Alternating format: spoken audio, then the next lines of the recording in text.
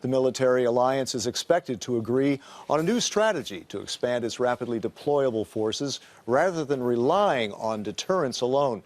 Moscow's aggression has led to Finland and Sweden applying to join NATO, and their bid will be high on this week's agenda. But Turkey is still blocking their accession. In his opening remarks this afternoon, Secretary General Jens Stoltenberg outlined what he called a comprehensive assistance package to help Ukraine defend itself.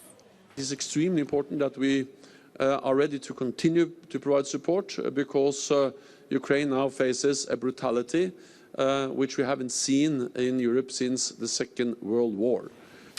So let's cross live to Madrid and speak to our correspondent, Effie Kotsukosta. Effie, is there any headway on getting Turkey to finally allow Finland and Sweden to join NATO? Hi, Chris. Yes, actually, this is what everybody here wants to hear in the end, but no white smoke yet. But now, what we know so far is that a meeting between the President Erdogan, the Turkish President, and the Swedish Prime Minister, Finnish President, and Secretary General Jens Stoltenberg is still ongoing. They are trying to find ways to break the deadlock and finally at least have a political declaration during these days, during the NATO summit, before announcing the new strategic concept of NATO. What some diplomats were telling us from the Finnish part is that actually the differences that remain are between Turkey and Sweden, and about, the legislation for terrorism and other stuff related to that.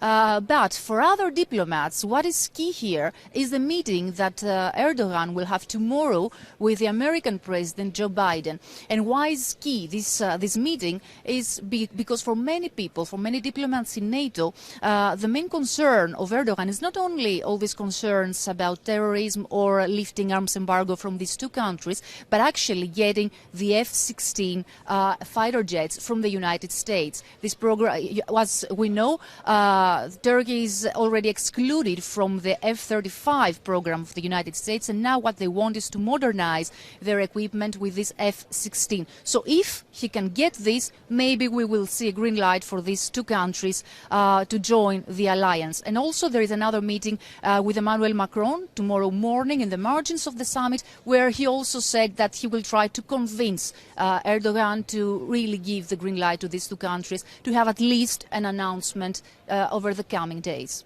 So potential headway there. What about on Ukraine? As more rockets, Russian rockets, are falling on Ukrainian cities, what more could we see coming from NATO as far as that goes?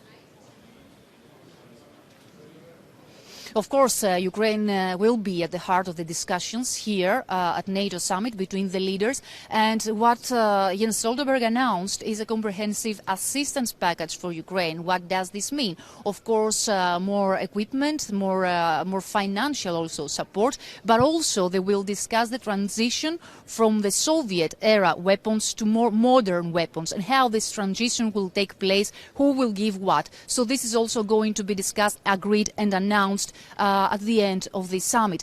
And of course, we shouldn't forget that what it was already announced during the weekend from the G7 leaders, that the Western leaders will support Ukraine as long as it takes. This is also going to be reconfirmed here in Madrid, that everybody is ready to help Ukraine with military equipment, but also with money in order to really win this war without any deadline.